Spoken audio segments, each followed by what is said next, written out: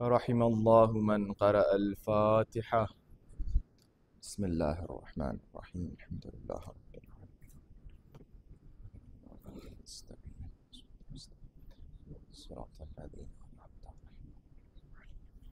अनअमता अलैहिम। ला हौला वला कुव्वता इल्ला बिल्लाहिल अलिय्यिल अज़ीम। हस्बुनल्लाहु व निअमल वकील, निअमल मौला व निअमन नसीर। अल्हम्दुलिल्लाहि रब्बिल आलमीन। अस्सलातु वस्सलामु अला सय्यदिना व नबिय्यिना व शफीइल मुज़नबीन अबिल क़ासिम मुहम्मद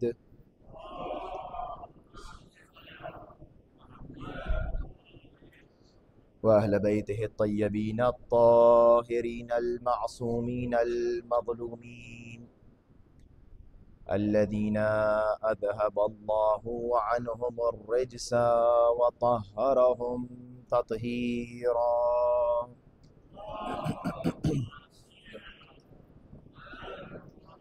बिहिम नतवल्ला व मिन अअदाइहिम नतबर्रउ इलल्लाह सुम्मा लअनतु दाइमतु अला अअदाइहिम अजमईन गासिबी हुकूक़िहिम मुनकिरी फ़दाइलिहिम मिनल आन इला क़ियाम यौमिद्दीन।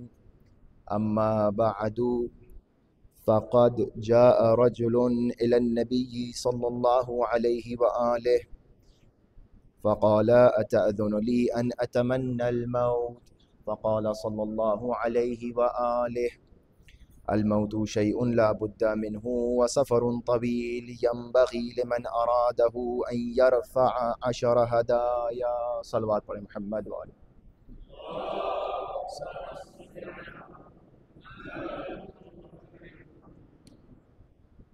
हज़रत ख़त्मी मरतबत की ये हदीस और जो रिवायत हम तक पहुँची है उसको सरनामे सुखन करार देते हुए आज हमारे रब की ये शायद तीसरी गुफ्तगू है कि एक शख्स आता है और आने के बाद रसूल अकरम की खिदमत में सवाल करता है कि या रसूलुल्लाह, क्या मुझे इजाज़त है कि मैं मौत की तमन्ना करूं? तो रसूल अकरम ने फरमाया कि अल-मौतु शैउन ला बुद्दा मिन्हु। मौत एक ऐसी शय है, एक ऐसी चीज़ है कि जो हर एक को आना है, मौत से कोई फ़रार नहीं कर सकता। व सफ़रुन तवील, और ये सफ़र ऐसा है जो बहुत तूलानी है। तुम इंसान दुनिया के सफ़र को तूलानी समझते हो, रसूल फरमा रहे हैं कि ये जो सफ़र है मौत का, ये ज़्यादा तवील है, ये ज़्यादा लंबा सफ़र है। यंबग़ी लिमन अरादहु अन यरफ़अ अशर हदाया। अब जो भी चाहता है कि इस मौत के लिए और इस सफ़र के लिए, इस तवील तूलानी सफ़र के लिए तैयार हो, वो 10 टोकन्स, 10 गिफ्ट्स, 10 हदाया तैयार रखे। तो रसूल अकरम ने 10 मराहिल बयान फरमाए। ये वो तमाम चीज़ें जो आपके सामने मैं अर्ज़ कर रहा हूँ मुस्तकिल 10 चीज़ें, 10 मराहिल बयान फरमाए और हर मरहले के लिए 4 हदिये और 4 हिदायत, 4 चीज़ें बयान फरमाई। आपके सामने बयान किया हमने। हदियतु इज़राइल, रसूल अकरम ने फरमाया 4 चीज़ें हैं। हदियतुल क़ब्र 4 चीज़ें हैं। हदिये मुनकिर व नकीर है। और आज जो आपके सामने बयान करना है वो हदियतुल मीज़ान। मीज़ान का हदिया क्या है? रसूल अकरम फरमाते हैं वह हदियतुल मीज़ान अर्बअतु अशिया। अब मीज़ान के लिए भी 4 चीज़ें इंसान को तैयार रखना चाहिए। मीज़ान क्या है? मीज़ान खुद एक मरहला है, एक बड़ा अजीब मरहला है, परेशान कुन मरहला है उन लोगों के लिए कि जिनका बार सफ़र संगीन है, जो कि ये सफ़र बहुत तूलानी है। रसूल अकरम ने फरमाया कि ये बड़ा अजीब मरहला है और इसके अंदर इंसान 4 हदाया, 4 चीज़ें तैयार करे। सबसे पहली चीज़ क्या है? कज़्मुल ग़ैज़, अपने गुस्से को काबू में रखना। सबसे पहला हदिया, सबसे पहली चीज़, सबसे पहला हदिया। ववरअ सादिक़, सच्चे माना में तक़वा हासिल रखना, तक़वा इख्तियार करना। यानी क्या? यानी सच्चा मुत्तकी बनना, सच्चाई के साथ मुत्तकी बनना। ये एक अजीब शर्त लगाई रसूल अकरम ने। इंशाअल्लाह वक्त हुआ तो इस पर गुफ्तगू करेंगे कि इंसान वाकई तौर पर वाजिबात पर अमल करे, मुहर्रमात से बचे, मुस्तहब्बात पर अमल करे, मकरूहात से बचे। फिर आपने फरमाया वह मश्यु इलल जमाआत, कि इंसान को चाहिए इज्तिमाआत में शिरकत करे। मोमिन बाज ऐसे मोमिन हैं कि जो बहुत ही आइसोलेटेड जिंदगी गुजारना पसंद करते हैं। ये अच्छी बात नहीं है। अगर इंसान समझता है कि हम आइसोलेशन में रहकर जो है अपने आप को महफूज रख लेंगे, तो ये इस्लाम की तालीमात के खिलाफ है। इस्लाम ने ये नहीं सिखाया रूहबानियत की जिंदगी बसर करो, नहीं। मस्जिद में जमात है, जमात में आओ। मस्जिद में हुसैनिया में मजलिस हो रही है, महफिल हो रही है, कोई इज्तिमा है, उसमें शिरकत करे इंसान। ये जो रसूल अकरम फरमा रहे हैं वल मश्यु इलल इज्तिमाआत, यानी इंसान को चाहिए, मोमिनीन को चाहिए आपस में इर्तिबातात मजबूत करें, आपस में अपने राबिते को मजबूत रखें। ये आइसोलेटेड जिंदगी, ये तन्हाई की जिंदगी, ये अकेले कोने में गोशा नशीनी इस्लाम ने नहीं सिखाई है। वत्तदाई, चौथी चीज क्या है? वत्तदाई इलल मगफिरात, कि इंसान को चाहिए, मोमिनीन को चाहिए कि आपस में एक दूसरे को मगफिरात, एक दूसरे को अपनी खताओं और कमियों और खामियों का इजाला और अपने गुनाहों की तौबा, इसके ऊपर इनकरेज करेंगे। इंसान जो एक दूसरे को याद दिलाए और गुनाह ना करने की दावत और नेक काम करने की दावत दे। तो अब सबसे पहला मरहला क्या है? इंसान समझे मीज़ान क्या है। मीज़ान कहते हैं, बहुत जल्दी से, मीज़ान क़यामत के मराहिल में से एक मरहला है। बास जगह पे यह है कि मीज़ान जो है वो पुल सरात से पहले, चुनांचे इस हदीस में भी सरात को बाद में रसूल अकरम बयान के, मीज़ान को पहले बयान किया। मीज़ान क्या है? मीज़ान कहते हैं सादा अल्फाज में, डिटेल तो बहुत सही है लेकिन सादा अल्फाज में मीज़ान कहते हैं तराजू। तराजू देखा है आप लोगों ने, के बीच से पकड़ा जाता है, दो उसके पल्ले होते हैं, एक तरफ जो है वो वजन रखा जाता है, एक तरफ जो है वो चीज रखी जाती है और उसको तौला जाता है कि कितना वजन है, यानी इस वजन के हिसाब से इसका वजन, शय का वजन नापा जाता है, तौला जाता है।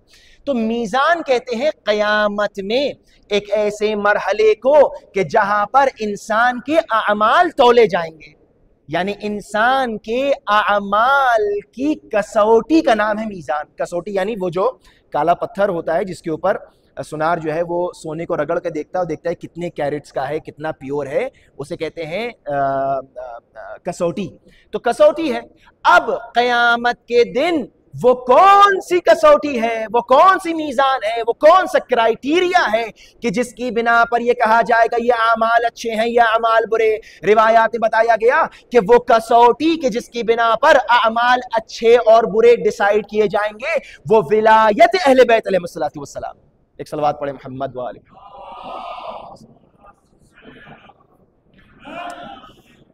विलायत अहले बैत वो मीज़ान है, विलायत अहले बैत वो कसौटी है, यानी विलायत अहले बैत की बिना पर यह परखा जाएगा कि अमल अच्छा है या बुरा है। बज़ाहिर बहुत से अमाल हैं कि जो बहुत अच्छे अच्छे नजर आते हैं, लेकिन उन अमाल में, उन अमाल की अंजाम देने में विलायत अहले बैत, इश्क़ अहले बैत, मवद्दत अहले बैत शामिल है या नहीं है, ये वहां पता चलेगा। लिहाजा अब अजीब हालात है वाक़ईन, ऐसी ऐसी रिवायात को नकल करने के बावजूद भी अहले बैत से इतनी दुश्मनी, ये वाक़ईन अजीब है। इंसान इस पर गौर करे। बार अब मैं डिटेल में नहीं जाना चाह रहा हूँ वरना मौजू से खारिज हो जाऊंगा। खुद खलीफा दुव्वम की रिवायत मैं आपके सामने नकल करता हूँ कि जो मनाबे अहले तसन्नुन में मौजूद है।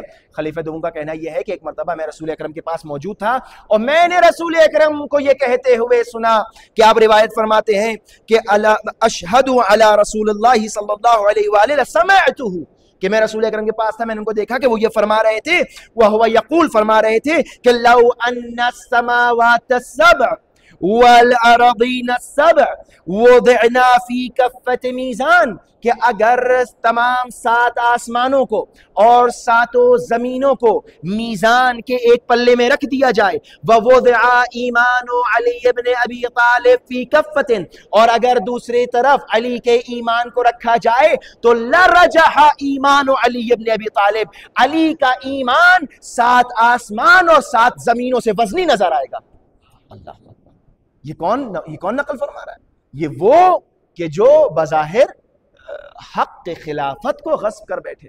तो अब ईमान अली इब्न अबी तालिब इस दर्जे पर है कि 7 आसमान और 7 जमीनों का वजन हल्का है ईमान अली के सामने, ईमान अली इब्न अबू तालिब के सामने। तो जिसके बेटे का ईमान इस मरहले पर हो, उसके बाप के ईमान का क्या कहना। उसके बाप के ईमान का क्या कहना। अब उसके ईमान पर इंसान शक कर रहा है कि जिसके बेटे का ईमान ये है कि जिसके बेटे के ईमान की वजह से अमाल कबूल होंगे, ये है कसीमुन नार वल जन्नह का मतलब। तो बहरहाल ये है मीजान। अब मीजान में जो पहला हदिया और जो पहली तैयारी करना है, रसूल अकरम ने क्या फरमाया, फमन अरादहू, जिसको जो चाहता है कि जो इरादा रखता है कि तैयार हो मौत के लिए, तमन्ना करे मौत की, तो उसको चाहिए अपने आप को आमादा करे। तो आमादगी क्या है मीजान के मरहले के लिए, कज़्मुल गैज़, कज़्मुल गैज़। अब अज़ीज़ान मोहतरम, ये पूरी रिवायत आप देख रहे हैं मुसलसल इस 3 हफ्तों से आपके सामने जो गुफ्तगू हो रही है जुमेरात को, ये रिवायत अखलाकी मंशूर है, अखलाकी दस्तूरुल अमल है। ये पूरी रिवायत हमको अखलाकियात सिखाती है। रसूल अकरम फरमा रहे हैं कि कज़्मुल गैज़, अपने गुस्से को काबू में रखना। ये बड़ा अजीब मरहला है। और ये ऐसा नहीं है कि हम ये कहें कि इक्का दुक्का अफराद जो है वो इसमें मुब्तला है, हर एक इसमें मुब्तला है। अगर कोई ये कहता है कि नहीं हमें तो गुस्सा नहीं आता, तो ये बीमारी है। अगर कोई ये कहे कि मुझे गुस्सा नहीं आता, तो ये भी बीमारी है। क्यों? क्योंकि अल्लाह तबारक व तआला ने इंसान के अंदर कुछ पोटेंशियल्स और कुछ कुव्वात रखी हैं। कुव्वत आक़िला है, कुव्वत शहविया है, कुव्वत ग़ज़बिया है। और इन तमाम कुव्वतों को बैलेंस में लाना इंसान को कमाल तक ले जाएगा। अगर ये इम्बैलेंस हो जाए, अगर इसमें इफ़रात और तफरीत हो जाए, तो ये बुरी बात है, ये खिलाफ अखलाक है। लिहाजा ये तमाम कुव्वात इंसान के अंदर हैं, कुव्वा ग़ज़बिया इंसान के अंदर है, होना कोई बुरी बात नहीं, लेकिन कहाँ इस्तेमाल करना है ये जरूरी है। जिस तरह से कुव्वा शहविया है, यानी इंसान की शहवत, अगर इंसान अपनी शहवत में बहुत आगे बढ़ जाए, पैसे की शहवत, शोहरत की शहवत, मालो दौलत की शहवत, नस्ल को बढ़ाने की शहवत, यानी वो हैवानियत की तरफ पहुंच जाए, तो ये बुरी चीज हो जाएगी। और अगर बिल्कुल शहवत को अपने अंदर से हटा दे, रूहबानियत की जिंदगी, तो ये भी बुरी चीज है। बल्कि शहवत को इंसान कंट्रोल में रखे, जितना पैसा जरूरी है वो कमाए। अगर शहवत नहीं है तो इंसान तरक्की नहीं कर सकता, अगर शहवत नहीं तो इंसान की नस्ल आगे नहीं बढ़ सकती। लिहाजा लेकिन उसको कंट्रोल में रखना। उसी तरीके से कुव्वा ग़ज़बिया को कंट्रोल में रखना है। कुव्वा ग़ज़बिया को हद इफ़रात या तफरीत तक नहीं लेकर जाना है, बल्कि हद इअ्तिदाल तक लेकर आना है। कुव्वा ग़ज़बिया के हद इअ्तिदाल को शुजाअत कहते हैं। ये कुव्वा ग़ज़बिया जो इंसान के अंदर है, ये गजब, ये एंगर होना, ये बुरी चीज नहीं है। अगर ये ना हो, अगर ये बिल्कुल ना हो, तो इंसान अपने मालो दौलत और नामूस की हिफाजत नहीं कर सकता। दुश्मन के मुकाबले में अगर इंसान के सामने दुश्मन आ जाए, दुश्मन हिलवैत आ जाए, दुश्मन दीन आ जाए, दुश्मन इंसान का आ जाए, तो कैसे अपनी दिफा करेगा? वो कुव्वा ग़ज़बिया की बिना पर करेगा। अगर कुव्वा ग़ज़बिया ही नहीं है, तो इंसान की जो हालत खमूद है, यानी बिल्कुल बेकसी वाली जो हालत है, वो नहीं इस्लाम को पसंद, लेकिन वो शुजाअत। लिहाजा एक बात हमारे बच्चे गौर से इसको सुने। अब ये जो आजकल का ज़माना है मीडिया का, हमने अक्सर इस तरीक़े की वीडियोस को देखा और जो रील्स और बनती हैं उसमें देखा, ये जो हमारे सामने बहुत से स्पिरिचुअल गाइड्स हैं आ गए हैं, या मोटिवेशनल स्पीकर्स आ गए हैं। जो मोटिवेशनल स्पीकर्स हैं, जो बेदीन है या बज़ाहिर दीनदार भी हैं, वो क्या कह रहे हैं आजकल? वो ये कह रहे हैं कि जो लोग गुस्सा करते हैं उनको समझिए, वो अच्छी बातें हैं। जो गुस्सा करता है क्या है, हमारे दरमियान ये बात फैल गई है कि जो गुस्सा करता है उसको समझो कि वो गुस्सा इसलिए कर रहा है कि वो बड़ा साफ दिल है, वो गुस्सा इसलिए कर रहा है कि वो तुम्हारा दोस्त है, वो गुस्सा इसलिए कर रहा है कि वो उसके अंदर तुम्हारे लिए कोई बुराई नहीं है। ये गलत है अजीजों, ये गलत है। ये हमारे दिमाग में डाला जा रहा है गुस्सा करो और सामने वाला तुम्हें समझे कि तुम क्यों गुस्सा कर रहे हो, बल्कि तुम्हें समझने की जरूरत नहीं है क्यों गुस्सा कर रहे हो। अब देख रहे हैं कहां पे कॉन्ट्रडिक्शन है। इस्लाम ये बात नहीं सिखाता। इस्लाम कहता है गुस्सा करना बुरी बात है, गुस्सा करना अच्छी बात नहीं है। गुस्से से गुस्सा मज़मूम, हाँ वो गुस्सा कि जो दीन, ईमान, माल, इस्मत, इफ़्फ़त को बचाए रखे, वो सही है। लेकिन वो गुस्सा कि जो इंसान जुल्म, जौर और ये जो बज़ाहिर मोटिवेशनल स्पीकर्स हैं, वो इस गुस्से की तरफ ले जा रहे हैं, यानी अपने पॉलिटिकल सिनेरियोज और एजेंडास को सपोर्ट करने के लिए गुस्सा जो है वो जायज है। रिवायात हमें क्या बताती है? रसूल अकरम फरमाते हैं कज़्मुल गैज़। कज़्मुल गैज़ यानी क्या? अब यहाँ पे दो सूरत हाल है। एक है कज़्मुल गैज़ और एक है हिल्म। कज़्मुल गैज़ यानी क्या? गुस्से को पी जाना। वल काज़िमीना अलल गैज़ वल आफ़ीना अन्नास। इमाम सातवीं इमाम को क्या कहते हैं, इमाम काज़िम अलैहिस्सलाम। तो अब उस पर आएंगे कि इमाम का लक़ब ये क्यों है। एक है कज़्मुल गैज़, खूब गौर से सुने हमारे बच्चे। कज़्मुल गैज़, मैंने अर्ज किया कि गुस्सा आ जाना बुरी बात नहीं है, गुस्सा आ जाना बुरी बात नहीं है। इंसान है, अगर मैं यहाँ बैठ के आपके सामने को मुझे गुस्सा नहीं आता तो मैंने झूठ बोल दिया, आ जाता है इंसान को गुस्सा, कभी कभार कोई ऐसी चीज हो जाती है सब। लेकिन अगर गुस्सा आ जाए तो क्या करे, कज़्मुल गैज़, गुस्से को पी जाए, गुस्से को कंट्रोल करे, ये है कज़्मुल गैज़। और एक मरहला है हिल्म, रसूल अकरम ने फरमाया कज़्मुल गैज़, हिल्म की बात नहीं की यहाँ पे कि हलीम बनकर दिखाओ। हलीम यानी क्या, एक है, देखिए अब मैं थोड़ा सा डिफिकल्ट इस्तिलाहात है, एक है रफ़ए गैज़ और एक है दफ़ए गैज़। रफ़ यानी आ जाए तो दूर कर दो, और दफ़ यानी कि अपने से करीब ही ना आने दो। तो दो मरहले हैं। अगर एक इंसान हिल्म रखता है, हलीम है, तो वो अपने से करीब ही नहीं आने देता गुस्से को। लेकिन अगर कभी कभार गुस्सा आ जाए तो उसको फौरन कंट्रोल करे, गुस्से को पी जाए। उसके रास्ते हैं, उसके तरीके, उसके जैसे कि हम मिसाल दें आपको जल्दी से बात वाज़ेह हो जाए। अब ये खुद अपने आप में एक मुस्तकिल मौजू है कि गुस्सा क्या है, उसकी डेफिनेशन क्या है, उसके आसार क्या हैं, उसको कंट्रोल कैसे किया जाए, उसका इलाज क्या है, अपने आप में एक बहुत तवील अखलाकी मौजू है। लेकिन बहरहाल आपके सामने जो है बिल्कुल इस समराइज करके अर्ज कर रहा हूं कि अब अगर इंसान को मिसाल समझना हो कज़्मुल गैज़ और हिल्म के दरमियान, एक मरतबा इंसान होता है आदिल, आदिल वो है कि जो गुनाह ना करे, लेकिन एक मरतबा एक इंसान होता है ताइब, यानी क्या, तौबा करने वाला। तो आदिल वो है कि जो गुनाह ना करे, शराब ना पिए, हाँ, जिना ना करे, चोरी ना करे, डाका ना डाले, ये कौन है, ये आदिल है। लेकिन एक मर्तबा होता है इंसान कभी कभार झूठ बोल दिया, कभी कभार गीबत हो गई, तो अब जब गुनाह हो गया तो फौरन तौबा कर ली। आदिल वो है कि जो गुनाह को दफ किए रहता है, यानी अपने से करीब नहीं आने देता। लेकिन ताइब वो है कि जो गुनाह करके फौरन तौबा कर लेता है। लिहाजा दोनों अच्छी चीजें हैं, दोनों अच्छी। कज़्मुल गैज़ भी अच्छी चीज है, जिस तरह से इंसान जो है तौबा कर लेता है, और अदालत भी अच्छी चीज है, जिस तरह से हिल्म है। लिहाजा दोनों में फर्क है। अब अदालत में और ताइब में अच्छी बात, ज्यादा अच्छी कौन है, कि जो आदिल, जो मरहले अदालत पे हो। लिहाजा अगर मरहले हिल्म पे कोई है कि अपने करीब आने ही नहीं देता गुस्से को, तो ज्यादा बेहतर है। लेकिन अगर आ जाए तो कंट्रोल करें इंसान। अच्छा, अब गुस्सा है क्या? अब ये एक दिलचस्प गुफ्तगू है, बहुत वाकई दिलचस्प गुफ्तगू है, क्योंकि इंसान की फितरत है। इंसान, अब ये जो आजकल के सो कॉल्ड साइकियाट्रिस्ट हैं और आपको रमान शनास हैं, आपको इंसानी मिजाज और तबीयत इंसान के ऊपर गुफ्तगू करते हैं, ये सब बेदीनी की तरफ लेकर जा रहे हैं, बेदीनी की तरफ लेकर जा रहे हैं। वाकई इंसान दीन कहाँ से लेना है, अकायद, अखलाक और तालीमात इस्लाम कहाँ से लिया, इंसान गौर करे, हर जगह से ये तालीमात हासिल ना करे। गुस्से की डेफिनेशन सादा अल्फाज में ये है कि जब इंसान अपनी अक्ल का जो काबू है वो खो बैठे, और अपना खुद का काबू, कंट्रोल खो बैठे, और चाहे कि सामने वाले का कंट्रोल हासिल कर ले। गुस्से में क्या होता है, गुस्सा करके इंसान क्या चाहता है कि अपने ऊपर तो कंट्रोल नहीं रहा, और चाहता है कि सामने वाले पर कंट्रोल हासिल कर ले। जो हमारे सामने सिचुएशन है, हम चाहते हैं उसके ऊपर गुस्सा करके कंट्रोल हासिल कर ले। ये नहीं हो सकता, ये गैर आकिलाना चीज है, ये इलॉजिकल चीज है कि वो कि जिसका खुद अपने ऊपर काबू नहीं है, कंट्रोल नहीं है, वो सामने वाले के ऊपर कैसे कंट्रोल पा सकता है। ये आप समझ रहे हैं? अब गुफ्तगू, अब इंसान जब गुस्से में हो ना, अच्छा ये क्यों इस तरह है, इस वजह से कि रिवायात में मिलता है कि जो शराबी है उसमें और गुस्सा करने वाले में कोई फर्क नहीं है ज्यादा। क्यों? शराब पीने वाला भी जो है वो अपनी अक्ल खो बैठता है, और गुस्सा करने वाला भी अक्ल खो बैठता है। यानी अगर गुस्सा करने वाला शख्स गुस्सा करते वक्त उसकी वीडियो बनाई जाए, उसको बाद में दिखाई जाए, तो वो खुद शर्मिंदा हो जाए। उसकी जो कैफियत होती है, जो हालत होती है। अच्छा, क्या होता है गुस्से में? आसार क्या है? ये डेफिनेशन होगी। आसार क्या है? आसार ये है, आसार दो तरीके के, एक जिस्म के ऊपर आसार है और एक रूह के ऊपर आसार है। जिस्मानी आसार क्या है? यानी वो तमाम मुआदिलात, मुहासिबात, सब कुछ 180 डिग्रीज बदल जाते हैं। बदन के ऊपर क्या आसार होते हैं कि इंसान का चेहरा हशाश बशाश होना चाहिए, नॉर्मल जो इत्तेदाल है, बैलेंस है, वो क्या है कि इंसान का चेहरा जो है वो नॉर्मल होना चाहिए। गुस्से में क्या हो जाता है? चेहरा सुर्ख हो जाता है। आंखें इंसान की मोहब्बत टपकना चाहिए, नरमी होना चाहिए, आंखें कैसी हो जाती हैं हम और आप बेहतर जानते हैं। जबान कैसी होना चाहिए? इंसान बोले तो शुस्ता रुफ्ता, लेकिन अब गुस्से में जबान क्या हो जाती है?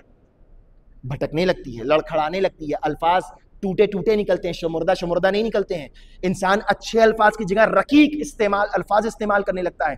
अब गुस्से का असर यह होता है कि इंसान जो अच्छाइयां हैं वो समझता है कि अच्छाई बुराई है, बुराई अच्छाई है।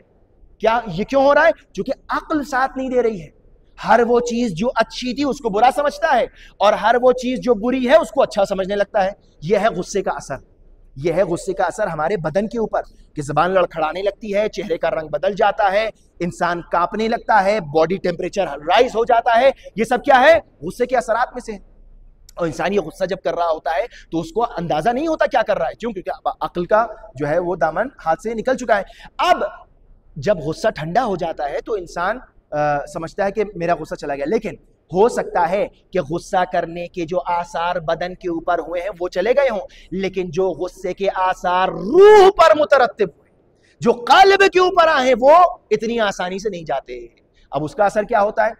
बदन के ऊपर आसार जो है वो मैंने समराइज करके आपको बता दिए। रूह के ऊपर क्या आसार होते हैं? रूह के ऊपर जो असर होता है वो क्या होता है कि इंसान तमाम फज़ाइल अखलाकी और रज़ाइल अखलाकी को पलट देता है।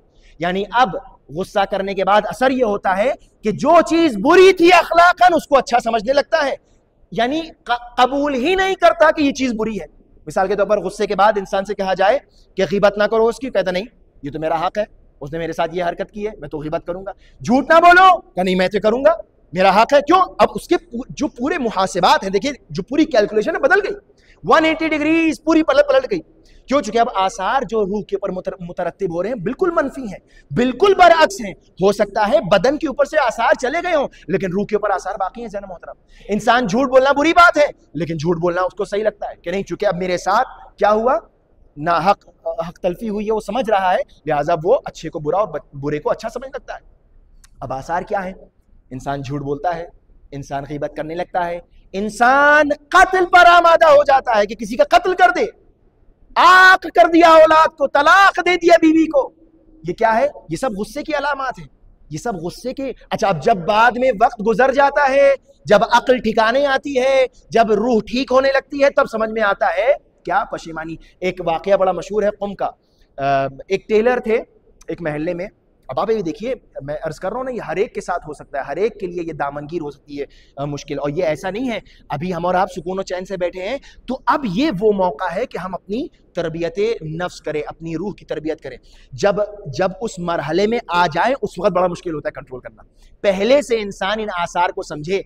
अब इनके रोकने के भी असरात हैं। अब ये वाक़या सुन लीजिए सर। एक टेलर था और ये जो है उस्ताद आबिदी ने इस वाक़े को बयान किया अपने दरस खारिज में। कहते हैं एक टेलर थे और इतने मोमिन और मुत्तकी और परहेजगार के अपने महल्ले की मस्जिद में जब इमाम जमात नहीं आते थे तो महल्ले वाले उस टेलर के पीछे नमाज पढ़ना कबूल कर समझते, उसको इस लायक समझते थे उसको कि उसके पीछे नमाज पढ़ते थे। ऐसा मुत्तकी परहेजगार टेलर था।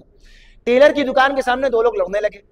अब ये मुत्तकी परहेजगार शख्स, अब ये जो है वो कपड़ा काटते काटते हाथ में कैंची लिए बाहर चले गए और इन्होंने चाहा कि लड़ाई को सुलझाए, और लड़ाई में जो है वो बातें ज्यादा बढ़ गई और किसी ने इनको गाली दे दी।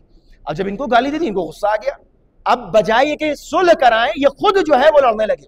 बहुत से ऐसे मौके आते हैं कि इंसान जो है वो पहले अपने आप को इंसान समझे कि क्या मैं इस लायक हूं कि मैं लड़ाई को सुलझा सकता हूं, या मैं लड़ाई में जाके और जो है वो आग में जो है वो तेल छिड़कने का काम करूंगा।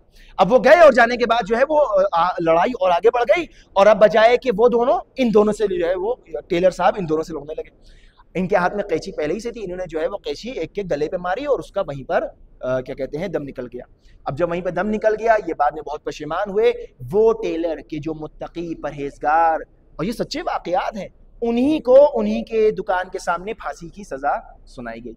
ये क्या है? ये गुस्से का काम, ये गुस्सा है। ये इंसान अपने नफ्स पर काबू ना पाए, गुस्से में अंजाम देने वाले काम बाद में इंसान पशेमान होता है, लेकिन अपने ऊपर अगर काबू है, सीरत अहले बैत पर चल रहा है, तो इंसान इन सब चीजों पे कंट्रोल कर सकता है। अब कैसे कंट्रोल करें? अब वक्त बहुत तेजी से निकल गया। कैसे कंट्रोल करें? बहुत सी ऐसी चीजें हैं कि जो इंसान के लिए बताई गई हैं। और ये गुस्सा इतना सख्त है जाने मोहतरम कि रिवायात मौजूद है कि इमाम फरमाते हैं अल-ग़ज़बु मिफ्ताहु कुल्लि शर। ये गजब, ये गुस्सा हर बुराई की चाबी है। जिस तरह झूठ के लिए कहा जाता है ना हर बुराई की कुंजी झूठ है, उसी तरह गुस्सा भी है। हम ये ना समझे गुस्सा करना बड़ी शुजाअत है और हम तीसमार खां हैं, हम गुस्सा कर रहे नहीं। इमाम ने फरमाया कि अल-ग़ज़बु अला मन तमलिकु लुअमुन। इंसान अगर उसके ऊपर गुस्सा करे कि जो उससे जो जिसका वो मालिक है, जो उससे कम है, कमजोर है, तो ये लुअमुन यानी बहुत पस्ती की अलामत है। इंसान जलील है, इंसान खार है कि वो अपने से कमतर के ऊपर गुस्सा करे और उसको अपने गुस्से से कंट्रोल करना चाहिए। इंसान प्यार, मोहब्बत, लॉजिकल बातें, अब लॉजिक उस वक्त काम नहीं आती, क्यों? चुके अकल जो है वो अब गुस्से वाले आदमी को कुछ भी समझाइए उसके समझ में नहीं आएगा। लाख उसको समझाइए कि भैया ये गलत कर रहे हो, कहेगा नहीं यही सही है। क्यों? चुके वो अपनी अकल को खो चुका है। जिस तरह शराबी अपनी अकल को खो देता है, ऑल फॉल बकने लगता है, ऑल फॉल बातें करता है, ऑल फॉल जो है वो काम करता है, ये गुस्से के। अल गज़बु युफसिदुल ईमान कमा युफसिदुल खिल्लु अल, जिस तरह से सिरका, अगर एक कतरा सिरके का आप शहद में डाल दें तो शहद फासिद हो जाए, शहद सड़ जाता है, खराब हो जाता है। इमाम फरमा रहे हैं कि गुस्सा इंसान के ईमान को उसी तरह सड़ा देता है जिस तरह सिरका शहद को सड़ा देता है। इतना अजीम ये गुनाह है। अच्छा, अब इसका इलाज क्या है? मैं जल्दी से अर्ज कर दूं, बस 5 मिनट बचे मेरे पास। इंसान को अगर गुस्सा आ जाए तो कोशिश, अच्छा ये तरबियत पहले से है, ये प्रैक्टिस पहले से, जब इंसान काबू में हो तो वो सोचे कि अगर मुझे गुस्सा आ जाए तो मुझे क्या करना चाहिए। अगर मुझे जो चीज इंस्टिगेट करती है बार बार, या जो चीजें मुझे गुस्सा दिलाती हैं, तो मेरा अक्सुल अमल क्या होना चाहिए। इंसान को मालूम है, कोई चीज ढकी छुपी नहीं है, कोई चीजें हैं जो इंसान को ज्यादा गुस्सा दिला देती हैं। जब गुस्सा आ रहा है तो क्या करे? रिवायात में है कि इंसान अऊज़ु बिल्लाहि मिनश शैतानिर रजीम कहे, इंसान ला इलाहा इल्लल्लाह का जिक्र पढ़े, इंसान को जब गुस्सा आए तो वो वुजू कर ले, इंसान को गुस्सा आए तो सर पे पानी डाले, इंसान को गुस्सा आए तो गहरी सांसें ले, क्योंकि इंसान का टेम्परेचर बढ़ रहा है, इंसान की जो है वो सर पर जो है वो खून सवार हो रहा है, तो अब इंसान गहरी सांसें लेकर अपने आप को थोड़ा सा जो है वो ठंडा करे। इंसान जगह को बदल दे, जगह बदल दे, बैठा है तो खड़ा हो जाए, खड़ा है तो बैठ जाए, कहीं है तो अपनी जगह को, पानी पी ले इंसान जाकर। और इंसान को उस वक्त गुस्सा आता है कि जब इंसान दूसरों के कामों की हिकमत से नावाकिफ हो। लिहाजा बेहतर यह कि इंसान पहले पूछे कि तुमने ये काम क्यों किया। इंसान अगर नावाकिफ है तो उनको गुस्सा आता है। अब गुस्से की वजूहात क्या है? ये जो कहा जाता है ना, गुस्सा करना कोई बुरी बात नहीं है, सच्चे दिल और पाक दिल वाले गुस्सा करते हैं, जो मैंने भी आपसे बात की। इमाम फरमाते हैं गुस्से की वजह है तकब्बुर, किब्र है तो इंसान गुस्सा करता है। फख्र है किसी बात पर, गलत फख्र है तो इंसान जो है वो, हसद अगर है तो इंसान गुस्सा करता है, जाहिल अगर इंसान है तो गुस्सा करता है। ये जो हमें सो कॉल्ड क्या कहते हैं, ये जो इन्फ्लुएंसर्स हैं और जो मोटिवेशनल स्पीकर्स हैं, ये जो बता रहे हैं ना गुस्सा करना बुरी बात है, उनको समझो, उनको प्लीज दर्द करिए, उनको प्लीज आप ट्राई टू अंडरस्टैंड देम। वो गुस्सा अगर कर रहे हैं तो बड़े पाक, ये गलत है, ये गलत। उनको ये समझना चाहिए कि वो जो कर रहे हैं गलत है, आपको ये नहीं समझना चाहिए कि जो वो कर रहे हैं वो गलत है, नहीं है। तो ये बिल्कुल बरअक्स पैराडॉक्सिकल जो है स्टेटमेंट है। लिहाजा तो यहाँ ये तमाम चीजें जो है वो गुस्से की हैं। इमाम ने फरमाया कि जो है ये गुस्सा जो है वो बहुत ज़्यादा सख्त अलामत है। परवरदिगार आलम हदीस कुदसी में इरशाद फरमाता है कि यब्ना आदम उज़कुरनी फ़ी ग़ज़बिक वज़कुरक फ़ी ग़ज़बी, ए बनी आदम जब तुम्हें गुस्सा आए तो तुम मुझे याद करना, क्योंकि जब मुझे गुस्सा आएगा कितनी अजीब हदीस है, या बनी आदम उज़कुरनी फ़ी ग़ज़बी, जब तुम्हें गुस्सा आए ना तो ला इलाहा इल्लल्लाह औज़ु बिल्लाहि मिनश शैतानिर रजीम कहो, मुझे याद करो जब गुस्सा। ये कब है? ये अभी जब हम आप सुकून से बैठे हैं, हंस रहे हैं, मुस्कुरा रहे हैं, कोई हमारे साथ कोई टेंशन नहीं है, ये उस वक्त ज़रूरी है कि अभी से अपने दिमाग में डालें कि अगर हमें गुस्सा आ जाए, कोई ऐसी सिचुएशन हमारे सामने आ जाए तो हमें करना क्या है, ये सब चीज़ें करना है। तो अल्लाह फरमा रहा है कि या बनी आदम उज़कुरनी फ़ी ग़ज़बिक उज़कुरक फ़ी ग़ज़बी, लेकिन और अगर जब तुम्हें गुस्सा आएगा तब तुम मुझे याद करोगे, तो उस वक्त जब मुझे गुस्सा आ रहा होगा तुम्हारे कामों को देखकर, तो फिर मैं तुमको याद करूंगा, तुमको तुम्हारे साथ नरमी से पेश आऊंगा। ये परवरदिगार आलम के साथ अगर इंसान मुआमला करे, लिहाजा इंसान गौर करे और इंसान जो है वो अपने घर के हालात, अपने मुआशरे के हालात, अपनी सोसाइटी में रसूल अकरम के पास, रसूल अकरम की 9 अज़वाज बाज जो तारीखी हैं, तारीखों में कितनी अज़वाज ऐसी थी जो बहुत अच्छी थी, और कितनी ज़ौजातुन नबी ऐसी हैं, अज़वाजुन नबी के जो अच्छी नहीं थी, मुस्तकिल अज़ियत देना। आप ये देखें, आयशा अगर ये कह रही हैं कि अतज़मु अन्नका रसूलुल्लाह, क्या आपको लगता है कि आप रसूलुल्लाह हैं? ये कितनी बड़ी गुस्ताखी है, नऊज़ु बिल्लाह अल-अयाज़ु बिल्लाह, कि एक ज़ौजा खातमुल अंबिया से कहे कि तुम्हें लगता है कि तुम नबी हो। अब ये देखें कितनी बड़ी जो है वो तौहीन है। लेकिन रसूल अकरम अपना गुस्सा पी जाते थे। लेकिन हाँ, अगर यही खातून, यही ज़ौजा रसूल अकरम जब जनाब खदीजा को याद करके फरमाते थे खदीजा व मन मिस्लु खदीजा, तो ये एतराज करती थी कि आप उस बूढ़ी औरत को क्यों बार बार याद करते, तो रसूल अकरम को गुस्सा आ जाता था, आपके चेहरे का रंग मुतगय्यर हो जाता था। यानी अब रसूल अकरम को बर्दाश्त है कि कोई रसूल की तौहीन करे, लेकिन रसूल को यह बर्दाश्त नहीं कि मेरी आल और मेरे खानदान की कोई तौहीन करे। अब अभी देखें ये बड़ा अजीम दर्स है रसूल अकरम ने जो दिया है।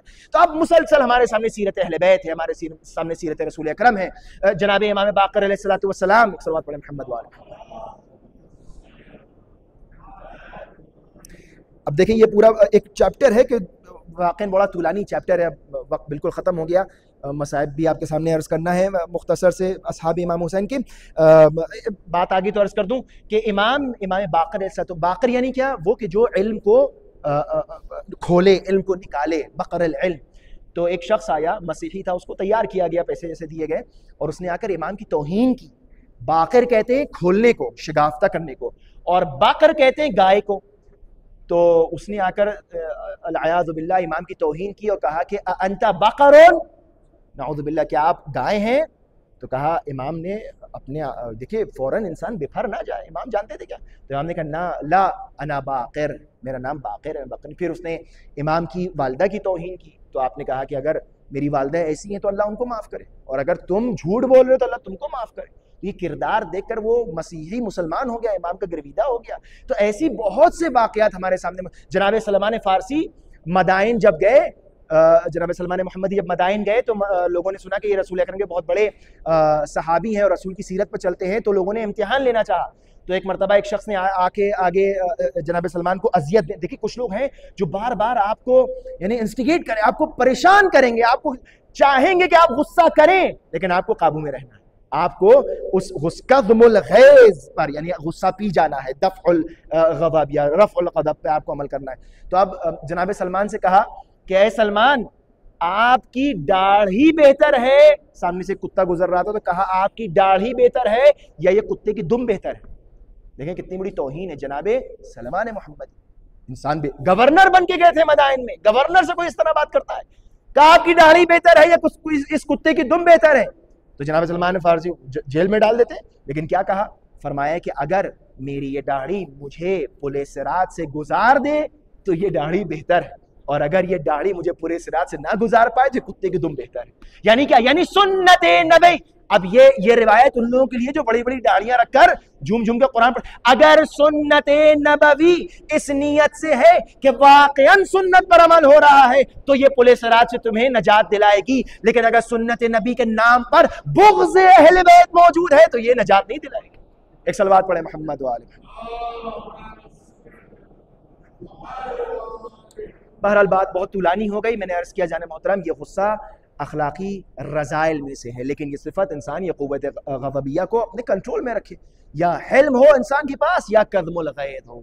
लिहाजा अगर ये गज़ब न हो तो इंसान दुश्मन के मुकाबले में नहीं जा सकता, दुश्मन के मुकाबले में अपनी इज्जत, आबरू, माल, दौलत और अक़दार की हिफाजत नहीं कर सकता। लिहाजा अगर गज़ब है तो उसको सही डायरेक्शन में इस्तेमाल करना है, कि जिस तरह से हमने देखा कि करबला में अस्हाब इमाम हुसैन ने अपने तमाम क़ुव्वत, क़ुव्वा आक़िला हो, क़ुव्वा ग़ज़बिया हो, क़ुव्वा शहविया हो, हर शय इमाम के अम्र के ताबे है।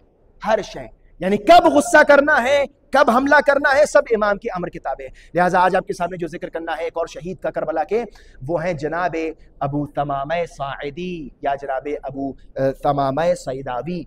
जनाब अबू तमामा साइदी या सैदावी अमीरुल मोमिनीन के असहाब में से हैं, और आपकी खुसूसियत यह है कि अमीरुल मोमिनीन अली इब्न अबी तालिब अलैहिस्सलातु वस्सलाम ने किसी जंग में शिरकत नहीं की, मगर ये कि अबू तमामा वो साथ में हो। इतने अजीम सहाबी थे। और जब इमाम अली अलैहिस्सलाम की शहादत हुई तो आप इमाम हसन के साथ रहे और मुआविया के खिलाफ अपने इमाम हसन का साथ दिया, और जब इमाम हसन की शहादत हुई तो आप कूफे में मौजूद थे, और इतने मुअतमद थे कि जब जनाब मुस्लिम इब्न अकील कूफे आए हैं तो उन खास लोगों पर जिन पर आपको एतमाद था उनमें से एक अबू तमामा साइदी थे। अबू तमामा साइदी असलहा और वेपनरी के बड़े एक्सपर्ट थे। लिहाजा जनाब मुस्लिम इब्न अकील ने आपको असलहा जमा करने और सही असलहा इकट्ठा करने का जो है वो जिम्मेदार बनाया था, और आप इतने मुअतमद थे कि आपको जो पैसा और उमूर माली थे उसका जो है वो आपको सारी जिम्मेदारी दी थी। अब जब करबला का वाक़या हुआ है तो तारीखें बताती हैं कि जब ये कारवान आ गया, और शायद 3 मुहर्रम थी या 4 मुहर्रम की का ये वाक़या है कि उमर इब्न साद ने, अब आप ये देखें कि इमाम के चाहने वाले इमाम के कैसे गिरवीदा थे, इमाम के कैसे हिमायत में थे। मलऊन उमर इब्न साद ने एक और मलऊन के जिसका नाम है कसीर बिन अब्दुल्लाह शाबी, ये बड़ा खबीस और बड़ा सफाक, खूनरेज और बददहान शख्स था। इसको भेजा इमाम के पास कि जाओ जाके पूछ के आओ कि हुसैन का मकसद क्या है यहाँ आने का। तो जब अबू समामा साइदी ने देखा कि ये जो है वो मलऊन आ रहा है, तो आपने इमाम से फरमाया कि इब्न रसूलुल्लाह, ये जो शख्स आ रहा है कसीर बिन अब्दुल्ला, ये बड़ा ही मलऊन है, बड़ा ही बदजबान है और बड़ा सफ़ाक और खूनरेज बददहान शख्स है, और मैं नहीं चाहता कि ये आपकी खिदमत में आकर आपसे हम कलाम हो। देखें, ये इमाम के असहाब हैं कि जो जानते हैं कि इमाम की बारगाह में किसको आना है किसको नहीं आना है। अब इमाम से इजाजत दी और कहा कि मौला आप मुझे इजाजत दे कि पहले मैं जाकर इससे पहले बात करूं और इसको समझाऊं। और ये गए हैं, और जाने के बाद इस मलऊन से कहा, कसीर बिन अब्दुल्ला से, कि अगर तू इमाम के पास जाना चाहता है तो बगैर असलहे के इमाम की बारगाह में जाना होगा। तो उसने कहा कि मैं अपनी तलवार तुम्हें नहीं दे सकता, ये मेरे लिए कसरे शान है। तो अबू समामा ने कहा ठीक है, अगर तुम तलवार बेनियाम करके मुझे नहीं दे सकते तो तलवार को नियाम में रखो, लेकिन मेरी शर्त यह है कि मेरा हाथ तुम्हारी तलवार पर रहेगा, जहां जहां तुम जाओगे मेरा हाथ तुम्हारी तलवार पर रहेगा। कहा मुझे यह भी गवारा नहीं है कि मेरी कब्ज़े शमशीर पर तुम्हारा हाथ आए। तो कहा अगर ये भी गवारा नहीं है तो फिर तुम मुझे बताओ कि तुम्हें क्या कहना है इमाम से, मैं जाके कहूंगा तुम्हें जाने की इजाजत नहीं है। उसने कहा मैं ये भी नहीं कहूंगा, मैं खुद जाकर जो है वो हुसैन से बात करूंगा। तो अबू समामा कहते हैं कि मेरे होते हुए कोई तलवार लेकर मेरे आका की खिदमत में आ जाए, ये नहीं हो सकता। ये है शुजाअत अहले बैत अलैहिस्सलाम के चाहने वालों की शुजाअत। अब जब ज़ोहर आशूर का वक्त होता है तो यही वो अबू समामा साइदी हैं कि जो एक मरतबा इमाम हुसैन के पास आते हैं और आने के बाद कहते हैं या इब्न रसूलुल्लाह, ये मलऊन और ये लईन आपसे और ख़याम से बहुत करीब हो चुके हैं। तारीख़ में मिलता है कि जो पहला हमला था ज़ोहर से पहले का, जो तीर बरसाए गए हैं, उन तीरों की बारिश में 50 से ज़्यादा इमाम के असहाब उस पहले हमले में शहीद हो चुके थे। यानी जो असर आशूर तक लड़ाई जारी रखी है, ये कुछ 20-22 असहाब ने जो जंग में शिरकत की, तो उनमें से ये बच गए अबू समामा साइदी। और ज़ोहर के वक्त इमाम की खिदमत में और कहा कि मौला मैं देख रहा हूं कि ये अशकिया आपसे करीब होते चले जा रहे हैं, लेकिन मौला ये मैं आपसे वादा करता हूं कि जब तक मैं जिंदा हूं, अल्लाहु अकबर, ये है शुजाअत और ये है कुव्वे ग़ज़बिया पर कंट्रोल, ये है शुजाअत। कहा जब तक आका मैं जिंदा हूं ऐसा हो नहीं सकता कि आपके ऊपर आंच आ जाए, लेकिन मौला मैं ये चाहता हूं कि अपनी जिंदगी की आखिरी नमाज आपकी इमामत में अंजाम दूं। मौला मुझे लगता है कि वक्त अजान नजदीक है। एक मरतबा इमाम ने अपने सर को आसमान की तरफ बुलंद फरमाया और देखा और फरमाया कि हाँ अबू समामा, तुम दुरुस्त कहते हो कि यह वक्त अव्वल वक्त नमाज ज़ोहर है। इमाम ने दुआ की है, अबू समामा जअलकल्लाहु मिनल मुसल्लीन, अल्लाह तुम्हें नमाज गुजारों में शुमार फरमाए। नमाज अदा की, मैदान कारज़ार में गए, जंग की है और जंग करते करते इतने तीर लगे हैं आपके बदन अक़दस के ऊपर कि खून इतनी तेजी से बहा कि आप घोड़े पर संभल ना सके, घोड़े से जमीन पर आए। तारीख में मिलता है कि आप ही का चचाजाद भाई आगे बढ़ा और आपके सर और तन में जुदाई कर दी। ऐ अबू समामा साइदी, हमारी जाने कुर्बान जाए आपके जोशे जज्बे वफा के ऊपर कि जब तक आप जिंदा थे इमाम पर कोई आंच ना आई। हाँ अजीजान मोहतरम, जब तक ये असहाब जिंदा थे, अजरुकुम अल्लाह, जब तक ये असहाब जिंदा थे, इमाम हुसैन क्या औलाद हुसैन पर, बनी हाशिम पर कोई आंच ना आई। लेकिन जैसे ही ये असहाब शहीद हुए हैं, कभी इमाम हुसैन ने अकबर का जनाजा उठाया, कभी इमाम हुसैन ने कासिम का पामाल जनाजा, कभी इमाम हुसैन ने जनाब अब्बास का जनाजा, कभी इमाम हुसैन ने असगर के 6 महीने बच्चे का जनाजा दफनाया। और एक वक्त वो आया कि अब हुसैन खुद मैदान कारज़ार में जाना चाहते हैं।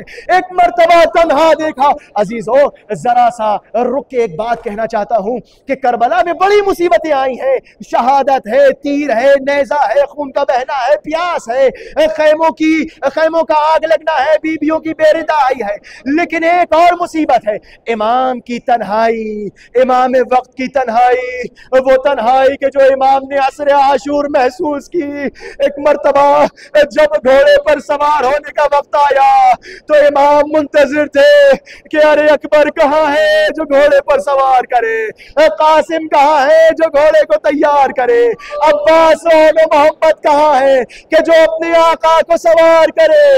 एक मर्तबा एक दुखियारी मेरी बहन की आवाज आए, महलन महला यब्न सहरा, ऐ मेरे माँ जाए, अभी ज़ैनब जिंदा है, ज़ैनब आपको सवार करेगी। जो भी शहीद मैदान कारज़ार में गिरा, हुसैन उसकी आवाज पर आगे बढ़े, लेकिन जब हुसैन मैदान में गिरे हैं तो एक बहन ज़ैनब आना भी चाहती थी, तो इमाम ने मना कर दिया। जब हुसैन गिरे तो कोई मदद को ना आया। शिम्र मलऊन अला लअनतुल्लाहि अलल कौमिज़ ज़ालिमीन व सयअलमुल लज़ीना ज़लमू अय्य मुनक़लिबिन यनक़लिबून। परवरदिगारा हमारी कलील सी इबादत को कबूल फरमा।